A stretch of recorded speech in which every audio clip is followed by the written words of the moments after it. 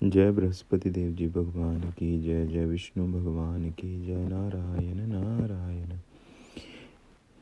बृहस्पतिवार व्रत की कथा। एक समय की बात है कि भारतवर्ष में एक राजा राज्य करता था। वह बड़ा ही प्रतापी और दानी था। वह नित्य प्रति मंदिर में दर्शन करने जाता था। वह ब्राह्मण और गुरु की सेवा किया करता था। उसके दरवाजे से कोई भी निराश होकर नहीं लौटता था तथा वह प्रत्येक बृहस्पतिवार को व्रत रखता एवं पूजन करता था। हर एक दिन गरीबों की सहायता करता था, परंतु ये सब बातें उसकी रानी को अच्छी नहीं लगती थी। वह न व्रत करती थी, न किसी को एक पैसा तक दान देती थी तथा राजा से भी ऐसा करने को मना किया करती थी। एक समय की बात है कि राजा तो शिकार खेलने वन को गए थे। घर पर रानी और दासी थी। उस समय बृहस्पति देव एक साधु को रूप धारण कर राजा के दरवाजे पर भिक्षा मांगने गए। रानी से भिक्षा मांगी तो वह कहने लगी, हे साधु महाराज, मैं इस दान और पुण्य से तंग आ गई हूँ। मेरे से तो घर का कार्य समाप्त नहीं होता। इस कार्य के लिए तो मेरे पतिदेव बहुत हैं। अब आप इस प्रकार की कृपा करेंगे ये सब धन नष्ट हो जाए तथा मैं आराम से रह सकूं। साधु बोले, हे देवी, तुम तो बड़ी विचित्र हो। संतान और धन से कोई दुखी नहीं होता, इसको सभी चाहते हैं। पापी भी पुत्र और धन की इच्छा करता है। अगर आपके पास धन अधिक है तो भूखे मनुष्यों को भोजन कराओ, प्याव लगवाओ, ब्राह्मणों को दान दो, धर्मशाला बनवाओ, कुआं तालाब बावड़ी बाग बगीचों आदि के निर्माण कराओ और निर्धन मनुष्यों की कुंवारी कन्या को विवाह कराओ और अनेकों यज्ञाति कर्म करो। इस प्रकार के कर्मों से आपके कुल का और आपका नाम परलोक में सार्थक होगा एवं स्वर्ग की प्राप्ति होगी। मगर वह रानी इन बातों से खुश न हुई। वह बोली, हे साधु महाराज, मुझे ऐसे धन की आवश्यकता नहीं जिससे अन्य मनुष्यों को दान दूं तथा जिसको संभाल कर रखने में मेरा सारा समय बर्बाद हो जाए। साधु ने कहा, हे देवी, तुम्हारी ऐसी इच्छा है तो ऐसा ही होगा। मैं तुम्हें बताता हूँ, वैसा ही करना। बृहस्पतिवार के दिन घर को गोबर से लीपना, अपने केशों को धोना, केशों को धोते समय स्नान करना, राजा से कहना वह हजामत करवाए, भोजन में मांस मदिरा खाना, कपड़ा धोबी के यहाँ धुलने डालना। इस प्रकार 7 बृहस्पतिवार करने से तुम्हारा सब धन नष्ट हो जाएगा। ये कहकर वह साधु महाराज वहां से अंतर ध्यान हो गए। रानी ने साधु के कहने के अनुसार वैसा ही किया। 3 बृहस्पतिवार ही बीते थे कि उसका समस्त धन संपत्ति नष्ट हो गया और भोजन के लिए दोनों समय परिवार तरसने लगा तथा संसारी भोगों से दुखी रहने लगा। तब वह राजा रानी से कहने लगा कि रानी, तुम यहाँ पर रहो, मैं दूसरे देश को जाऊँ, क्योंकि यहाँ पर मुझे सभी मनुष्य जानते हुए हैं, इसलिए कोई कार्य भी नहीं कर सकता। देश चोरी परदेश भीख बराबर है। ऐसा कहकर राजा प्रदेश चला गया। वहाँ जंगल में जाता और लकड़ी काट कर लाता और शहर में बेचता। इस तरह जीवन व्यतीत करने लगा। इधर राजा के घर रानी और दासी दुखी रहने लगी। किसी दिन भोजन मिलता, किसी दिन जल पीकर रह जाती। एक समय रानी और दासी को 7 दिन बिना भोजन के व्यतीत हो गए तो दासी ने कहा, ये दासी, यहाँ पासी नगर में मेरी बहन रहती है, वह बड़ी धनवान है, तो उसके पास जाओ और 5 सेर बेजर मांग ला, जिससे कुछ समय के लिए गुजारा हो जाएगा। इस प्रकार रानी की आज्ञा मानकर दासी रानी की बहन के पास गई तो रानी की बहन उस समय पूजन कर रही थी, क्योंकि उस रोज बृहस्पतिवार का दिन था। जब दासी ने रानी के बहन को देखा और उससे बोली, हे रानी, मुझे तुम्हारी बहन ने भेजा है, मेरे लिए 5 सेर बेजर दे दो। इस प्रकार दासी ने अनेक बार कहा, परंतु रानी ने कुछ उत्तर नहीं दिया, क्योंकि वह उस समय बृहस्पतिवार के व्रत की कथा सुन रही थी। इस प्रकार जब दासी को किसी प्रकार का उत्तर नहीं मिला तो वह बहुत दुखी हुई और क्रोध भी आया। लौटकर अपने गांव रानी के पास आकर बोली, हे रानी, आपकी बहन तो बहुत ही घमंडी है और छोटे लोगों से बात भी नहीं करती। जब मैंने उससे तुम्हारा संदेश कहा तो उसने कोई उत्तर नहीं दिया। मैं वापस चली गई। रानी बोली, हे दासी, उसका कोई दोष नहीं है। जब बुरे दिन आते हैं तो कोई सहारा नहीं देता। अच्छे का बुरे का पता विपत्ति में ही लगता है। जो ईश्वर की इच्छा होगी वह वही होगा। ये सब हमारे भाग्य दोष है। इधर उस रानी ने देखा कि मेरी बहन की दासी आई थी, परंतु मैं उससे नहीं बोली। इससे वह बहुत दुखी हुई होगी। ये सोच कथा को सुनो और विष्णु भगवान का पूजन समाप्त कर रानी अपनी बहन के घर चल दी और जाकर अपनी बहन से कहने लगी, हे बहन, जिस समय तुम्हारी दासी मेरे पास गई थी वह तब मैं बृहस्पतिवार के व्रत कर रही थी। परंतु जब तक कथा होती है तब तक ना उठते हैं ना बोलते हैं, इसलिए मैं ना बोली। को दासी क्यों गई थी? रानी बोली, बहन, हमारे घर में अनाज नहीं था। वैसे तुमसे कोई बात छिपी नहीं है, इसलिए मैंने दासी को तुम्हारे पास 5 सेर बेजा लेने के लिए भेजा था। रानी बोली, बहन, बृहस्पति भगवान सबकी मनोकामना पूर्ण करते हैं। देखो, शायद तुम्हारे घर में अनाज रखा हो। इस प्रकार का वचन जब रानी ने सुना तो घर के अंदर गई। वहाँ उसे घड़ा बेजर का भरा मिल गया। तब तो वह रानी और बांदी बहुत ही खुश हुई और दासी कहने लगी, हे रानी, देखो, वैसे हमको जब नहीं मिलता तो हम रोज ही व्रत करते हैं। अगर इनसे व्रत की विधि और कथा पूछ ली जाए तो इसे हम भी क्या करेंगे। तब उस रानी ने अपनी बहन से पूछा कि हे बहन, बृहस्पतिवार की व्रत कथा कैसे है तथा वह व्रत कैसे करना चाहिए। रानी की बहन ने कहा, इस व्रत में चना की दाल मुनक्का से विष्णु भगवान का केले की जड़ में पूजन करें तथा दीपक जलाएं, पीला भोजन करें तथा कहानी सुने। इस प्रकार करने से गुरु भगवान प्रसन्न होते हैं, अन्न पुत्र धन देते हैं, मनोकामना पूर्ण करते हैं। इस प्रकार रानी और दासी दोनों ने निश्चय किया कि बृहस्पति भगवान का पूजन जरूर करेंगे। 7 दिन बाद जब बृहस्पतिवार आया तो उन्होंने व्रत रखा। गुड़साल में जाकर चना गुड़ मील लाई, उसकी दाल से केले की जड़ तथा विष्णु भगवान का पूजन किया। अब भोजन पीला कहाँ से आवे? बेचारी बहुत दुखी हुई, परंतु उन्होंने व्रत किया था, इस कारण गुरु भगवान प्रसन्न थे। मैं महात्मा के रूप में 2 सालों में सुंदर पीला भोजन लेकर आए। वो दासी को देखकर बोले, हे दासी, ये तुम्हारे और रानी के लिए भोजन है, तुम दोनों करना। दासी भोजन पाकर बहुत प्रसन्न हुई और रानी से बोली, चलो रानी जी भोजन कर लो। रानी को इस विषय में कुछ पता नहीं था, इसलिए वह दासी से बोली, तू ही भोजन कर, क्योंकि तुम्हारी व्यर्थ में हंसी उड़ाती है। दासी बोली, एक महात्मा भोजन देंगे। रानी कहने लगी, वह भोजन तेरे लिए दे गए हैं, तू भी भोजन कर। दासी ने कहा, वह महात्मा हम दोनों को 2 थालों में भोजन दे गए हैं, इसलिए हम और तुम दोनों साथ साथ भोजन करेंगी। इस प्रकार रानी और बांदी दोनों ने गुरु भगवान को नमस्कार कर भोजन प्रारंभ किया तथा अब वह प्रत्येक बृहस्पतिवार को व्रत करके गुरुवार का व्रत और विष्णुवार का पूजन करने लगी। बृहस्पति भगवान की कृपा से फिर रानी उदासी के पास धन हो गया। रानी फिर उस प्रकार आलस्य करने लगी। तब दासी बोली, देखो रानी, तुम पहले भी इस प्रकार आलस्य करती थी, तुम्हें धन रखने में कष्ट होता था, इस कारण सभी धन नष्ट हो गया। अब गुरु भगवान की कृपा से धन मिला है तो फिर तुम्हें आलस्य होता है। बहुत मुसीबतों हमने धन पाया है, इसलिए हमें दान पुण्य करना चाहिए। तुम भूखे मनुष्य को भोजन कराओ, प्याव लगाओ, ब्राह्मणों को दान दो, कुआं, तालाब, बावड़ी आदि का निर्माण कराओ, मंदिर पाठशाला बनवाकर दान दो, कुंवारी कन्या का विवाह कराओ, धन को शुभ कार्यों में खर्च करो, जिससे तुम्हारे कुल का यश बढ़े तथा स्वर्ग प्राप्त हो, पितर प्रसन्न हुए। तब रानी ने इस प्रकार के कर्म करने प्रारंभ किए तो काफी यश फैलने लगा। एक दिन रानी और दासी विचार करने लगे, न जाने राजा किस दशा में होंगे, उनकी कोई खबर नहीं। भगवान से प्रार्थना की और भगवान ने रात्रि में राजा को स्वप्न में कहा, राजा उठ, तारी रानी तुझको याद करती है, अपने देश को चला जा। राजा प्रातःकाल उठा, विचार करने लगा, स्त्री जाति खाने और पहनने की साथी होती है, परंतु भगवान की आज्ञा मानकर वह अपने नगर को चलने के लिए तैयार हुआ। इससे पूर्व जब राजा प्रदेश चला गया तो प्रदेश में दुखी रहने लगा। प्रतिदिन जंगल में लकड़ी बीन कर लाता, उन्हें शहर में बेचकर अपने दुखी जीवन को बहुत खजिनसा से व्यतीत करता था। एक दिन दुखी हो राजा अपनी पुरानी बातों को याद करके रोने लगा। तब उस जंगल में बृहस्पति देव एक साधु का रूप धारण कर आए और राजा के पास आकर बोले, हे लकड़हारे, तुम इस सुनसान जंगल में किस चिंता में बैठे हो, मुझको बतलाओ। मैं ये सुन रहा था कि नेत्रों में आंसू भर आए और साधु को वंदन कर बोले, हे प्रभु, आप सब कुछ जानने वाले हैं। इतना कहकर साधु को अपनी संपूर्ण कहानी सुना दी। महात्मा दयालु होते हैं। वे राजा से बोले, हे राजा, तुम्हारी स्त्री ने बृहस्पति देव का अपराध किया था, जिस कारण तुम्हारी ये दशा हुई। अब तुम किस प्रकार की चिंता मत करो, भगवान तुम्हें पहले से अधिक धन देगा। देखो, तुम्हारी स्त्री ने बृहस्पतिवार का व्रत प्रारंभ कर दिया है और तुम मेरा कहा मानकर बृहस्पतिवार को व्रत करके चने की दाल, गुड़ और जल को लोटे में डालकर केले का पूजन करो, फिर कथा कहो अथवा सुनो, भगवान तुम्हारी सब मनोकामना पूर्ण करेंगे। साधु को पसंद देकर राजा बोला, हे प्रभु, मुझे लकड़ी बेचकर इतना पैसा नहीं मिलता जिससे भोजन करने के उपरांत को बेचा सकूँ। मैंने रात्रि में अपनी रानी को व्याकुल देखा, मेरे पास कुछ भी नहीं जिसकी उसकी खबर मंगा सकूँ। फिर मैं कौन सी कहानी कहूँ, यह मुझको कुछ भी मालूम नहीं। साधु ने कहा, हे राजा, तुम किसी बात की चिंता मत करो।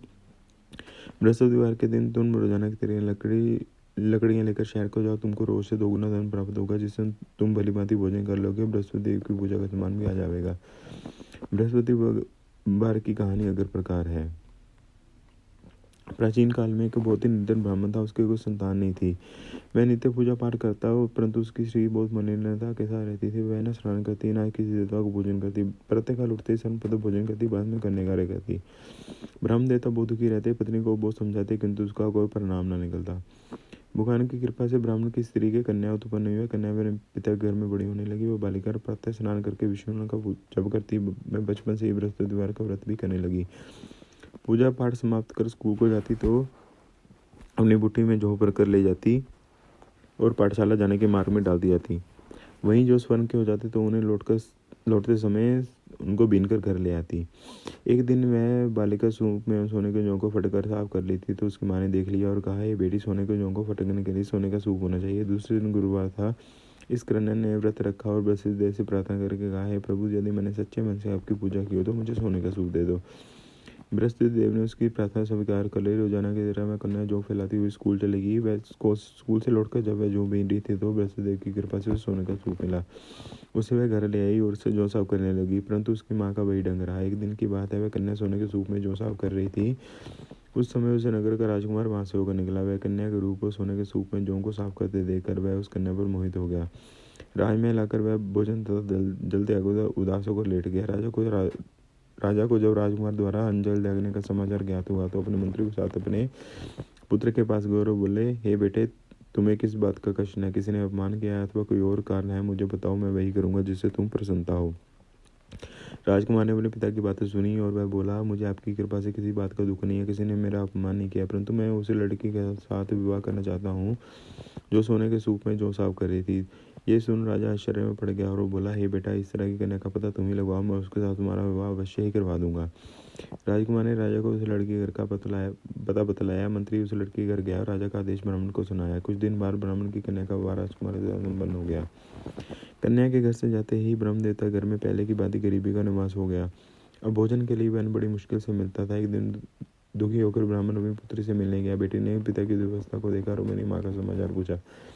ब्राह्मण ने सभी हाल कहा। कन्या ने बहुत सावधान देकर अपने पिता को विदा कर दिया। इस तरह ब्राह्मण का कुछ समय सुखपूर्वक व्यतीत हुआ, लेकिन कुछ दिन बाद वही हाल हो गया। ब्राह्मण फिर अपनी कन्या के यहाँ गया और सभी हाल कहा तो पुत्री बोली, हे पिताजी, आप माता जी को यहाँ लिवा लाओ, मैं उन्हें विधि विधा दूंगी जिससे गरीबी दूर हो जाए। ब्राह्मण देवता अपनी स्त्री को साथ लेकर अपने पुत्री के पास राजमहल पहुंचे तो पुत्री अपनी माँ को समझाने लगी, हे माँ, तुम प्रातःकाल उठकर प्रथम स्नान आदि करके विष्णुवान का पूजन करो तो सब दरिद्रता दूर हो जाएगी। परंतु इसकी माँ ने एक बात नहीं मानी और प्रातःकाल उठकर अपनी पुत्री का बचा जुटन खा लेती थी। एक दिन उसकी पुत्री को बहुत गुस्सा आया। उसने एक रात एक कोठरी सारा सामान निकाल दिया और अपनी माँ को उसमें बंद कर दिया। प्रातः उसमें से निकाला तथा स्नान आदि करके पूजा पाठ कराया तो उसकी माँ की बुद्धि ठीक हो गई। इसके बाद वह नियम से पूजा पाठ करती और प्रत्येक बृहस्पतिवार को व्रत रखने लगी। इस व्रत के प्रभाव से उसकी माँ भी बहुत धनवान हो गई और बृहस्पति देवता के प्रभाव से स्वर्ग को गई। वह ब्राह्मण सुख पूर्व इस लोक का सुख भोग कर स्वर्ग को प्राप्त हुआ। इस तरह कहानी कहकर सब देवता वहां से लोप हो गए। धीरे धीरे समय व्यतीत होने पर फिर बृहस्पतिवार का दिन आया। राजा जंगल से लकड़ी काट कर किसी शहर में बेचने गया। उसे उस दिन और दिनों से अधिक धन मिला। राजा ने जना गुड़ आदि लाकर बृहस्पतिवार का व्रत किया। उस दिन से उसके सभी क्लेश दूर हो गए। परंतु जब अगला गुरुवार का दिन आया तो वह बृहस्पतिवार का व्रत करना भूल गया। इस कारण बृहस्पतिदेव भगवान नाराज हो गए। उस दिन उस नगर के राजा ने विशाल यज्ञ का आयोजन किया तथा समस्त राज्य में घोषणा करवा दी भी कोई भी मनुष्य अपने घर में भोजन न बनाए तथा आग भी न जलावे, जो समस्त लोग मेरे यहाँ भोजन करने आए। इस आज्ञा को जो न मानेगा उसको फांसी की सजा दी जाएगी। राजा की आज्ञा अनुसार राज्य के सभी वासी राजा के भोज में सम्मिलित हुए, लेकिन लकड़हारा कुछ देर से पहुंचा, इसलिए राजा उसको अपने साथ महल में ले गए। जब राजा लकड़हारे को भोजन करा रहे थे तो रानी की दृष्टि उस खूंटी पर पड़ी जिस पर उसका हार लटका हुआ था। उसे हार खूंटी पर लटका दिखाई नहीं दिया। रानी को निश्चय हो गया कि मेरा हार इसे लकड़हारे ने चुरा लिया है। उसी समय सैनिकों को बुलवाकर उसको जेल खाने में डलवा दिया। राजा जब लकड़हारा जेल खाने में गया तो बहुत दुखी होकर विचार करने लगा, अनजाने कौन से पूर्व जन्म के कर्म से मुझे ये दुख प्राप्त हुआ है। और उसी साधु को याद करने लगा जो जंगल में मिला था। तत्काल बृहस्पतिदेव साधु के रूप में प्रकट हो गए। उसकी दशा को देखकर कहने लगे, अरे मूर्ख, तूने बृहस्पतिदेव की कथा नहीं की, इसी कारण तुझे दुख प्राप्त हुआ। अब चिंता मत कर, बृहस्पतिवार के दिन जेल खाने के दरवाजे पर 4 पैसे पड़े मिलेंगे, उनसे तू बृहस्पतिदेव की पूजा करना तो तेरे सब कष्ट दूर हो जाएंगे। अगले बृहस्पतिवार उसे जेल के द्वार पर 4 पैसे मिले। राजा ने पूजा का सामान मुहैया करता गई और प्रसाद बांटा। उसी रात्रि को बृहस्पतिदेव ने उस नगर के राजा को स्वप्न में कहा, है राजा, तूने जिस आदमी को जेल खाने में बंद किया है वह निर्दोष है, वह राजा उसे छोड़ दे। रानी का हार उसी खूंटी पर लटका हुआ है, अगर तू ऐसा नहीं करेगा तो मैं तेरे राज्य को नष्ट कर दूंगा। राजा प्रातःकाल उठा और खूंटी पर हार टंगा देखकर लकड़हारे को बुलाकर क्षमा मांगी और राजा के योग्य सुंदर वस्त्र आभूषण भेंट उसे विदा कर दिया। गुरुदेव की आज्ञा अनुसार राजा अपने नगर को चल दिया। राजा जब नगर के निकट पहुंचा तो उसे बड़ा ही आश्चर्य हुआ। नगर में पहले से अधिक बाग, तालाब, कुएं तथा बहुत सी धर्मशाला, मंदिर आदि बने हुए थे। राजा ने पूछा, है किसका बाग और धर्मशाला है? तब नगर के सब लोग कहने लगे, ये सब रानी और दासी द्वारा बनाए गए। राजा को आश्चर्य हुआ और गुस्सा भी आया। जब रानी ने खबर सुनी कि राजा आ रहे हैं तो उसने अपनी दासी से कहा, ये दासी, देख हम राजा हमको कितनी बुरी हालत में छोड़ गए थे, वह हमारी ऐसी हालत देखकर लौटन जाए तो इसलिए दरवाजे पर खड़ी हो जा। रानी की आज्ञा अनुसार दासी दरवाजे पर खड़ी हो गई। जब राजा आए तो अपने साथ उन्हें महल में लिवा लाई। तब राजा ने क्रोध में आकर तलवार निकाली और पूछने लगा, बताओ ये धन तुम्हें कैसे प्राप्त हुआ? तब रानी ने बताया, हमें धन बृहस्पतिदेव के व्रत के प्रभाव से प्राप्त हुआ है। राजा ने तब निश्चय किया कि 7 रोज बाद तो सभी बृहस्पतिदेव का पूजन करते हैं, परंतु मैं रोजाना दिन में 3 बार कथा कहा करूंगा और रोज व्रत किया करूंगा। अब हर समय राजा के दुपट्टे में चने की दाल बंधी रहती थी और दिन में 3 बार कथा कहता। एक रोज राजा ने विचार किया कि चलो अपनी बहन के यहाँ आवे। इस तरह का निश्चय कर राजा घोड़े पर सवार हो अपनी बहन के यहाँ चल दिया। मार्ग में उसने देखा है कि कुछ आदमी मुर्दे को लिए जा रहे हैं। उन्हें रोककर राजा कहने लगा, अरे भैया, तुम मेरे बृहस्पतिवार की कथा सुन लो। वह बोले, लो, हमारा तो आदमी मर गया है, इसको अपनी कथा की पड़ी है। परंतु कुछ आदमी बोले, अच्छा कहो, हम तुम्हारी कथा भी सुनेंगे। राजा ने दाल निकाली और कथा कहनी शुरू कर दी। जब कथा आदि हुई तो मुर्दा हिलने लगा और जब कथा समाप्त हुई तो राम नाम करते हुए मुर्दा खड़ा हो गया। राजा आगे बढ़ा, उसे चलते चलते शाम होगी। आगे मार्ग में उसे एक किसान खेत में हल चलाता मिला। राजा उससे बोला, अरे भैया तुम मेरी बृहस्पतिवार की कथा सुन लो। किसान बोला, जब तक मैं तेरी कथा सुनूंगा तब तक मैं 4 रह जोत लूंगा, जा अपनी कथा किसी और को सुनाना। राजा आगे चलने लगा। उस राजा के हटते ही बैल पछाड़ खाकर गिर गए और किसान के पेट में बहुत जोर से दर्द होने लगा। उसी समय किसान की माँ रोटी लेकर आई। उसने जब देखा तो अपने पुत्र से सभी हाल पूछा। बेटे ने सभी हाल बता दिया। बुढ़िया दौड़ी दौड़ी और घुड़सवार के पास गई और बोली, मैं तेरी कथा सुनूंगी तो अपनी कथा मेरे खेत पर चलकर सुनाना। राजा ने लौटकर बुढ़िया के खेत पर जाकर कथा कही, जिसको सुनकर उसके बैल खड़े हो गए और किसान के पेट का दर्द भी बंद हो गया। राजा अपनी बहन के घर पहुंच गया। बहन ने भाई की खूब मेहमानी की। दूसरे रोज राजा प्रातःकाल जागा तो देखने लगा कि सब लोग भोजन कर रहे हैं। राजा ने अपनी बहन से पूछा कि ऐसा कोई मनुष्य है जिसने भोजन न किया हो, जो मेरे बृहस्पतिवार की कथा सुन ले। तो बहन बोली, है भैया, ये देश ऐसा ही है। पहले यहाँ के लोग भोजन करते हैं, बाद में कोई अन्य कार्य करते हैं। अगर पड़ोस में कोई हो तो देखाती हूँ। ऐसा कहकर बहन देखने चलेगी, परंतु उसे ऐसा कोई व्यक्ति नहीं मिला जिससे भोजन ना किया हो। अतः वह एक कुमार के घर गया जिसका लड़का बीमार था। उसे मालूम हुआ कि उसके यहाँ 3 दिन से किसी ने भोजन नहीं किया। रानी ने अपने भाई की कथा सुनने के लिए कुमार से कहा। वह तैयार हो गया। राजा ने जाकर बृहस्पतिवार की कथा कही, जिसको सुनकर उसका लड़का ठीक हो गया। अब तो राजा की प्रशंसा होने लगी। एक दिन राजा ने अपनी बहन से कहा, ये बहन, मैं अपने घर को जाऊंगा, तुम भी तैयार हो जाओ।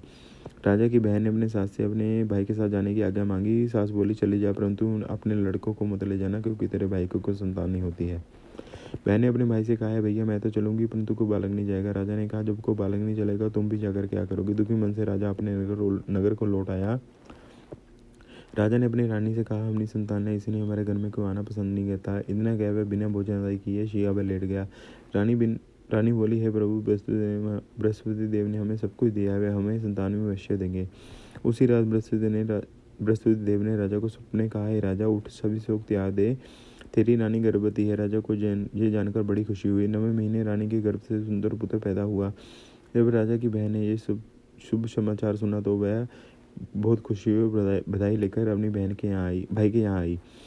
तभी रानी ने कहा, घोड़ा चढ़कर नहीं आई, गधा चढ़ी आई। राजा की बहन ने बोली, भाई, मैं इस प्रकार न कहती तो तुम्हें औलाद कैसे मिलती। बृहस्पतिदेव ऐसे ही हैं, जिसके मन में जो कामनाएं रहती हैं सभी को पूर्ण करते हैं। जो सद्भावना पूर्वक बृहस्पतिदेव का व्रत करता है एवं पढ़ता है अथवा सुनता है और दूसरों को सुनाता है, बृहस्पतिदेव उसकी सभी मनोकामना पूर्ण करते हैं। बृहस्पतिदेव उसकी सदैव रक्षा करते हैं। जिस संसार में सद्भावना एवं सच्चे हृदय से बृहस्पतिदेव का पूजन करते हैं, उनकी सभी इच्छाएं और मनोकामनाएं उसी प्रकार पूर्ण होती हैं, जैसे रानी और राजा ने बृहस्पतिदेव की कथा का गुणगान किया। उनकी सभी इच्छाएं बृहस्पतिदेव ने पूर्ण की। मनुष्य को हृदय से उनका मनन करते हुए जयकारा बोलना चाहिए। बोलो बृहस्पतिदेव भगवान की जय। बोलो विष्णु भगवान की जय।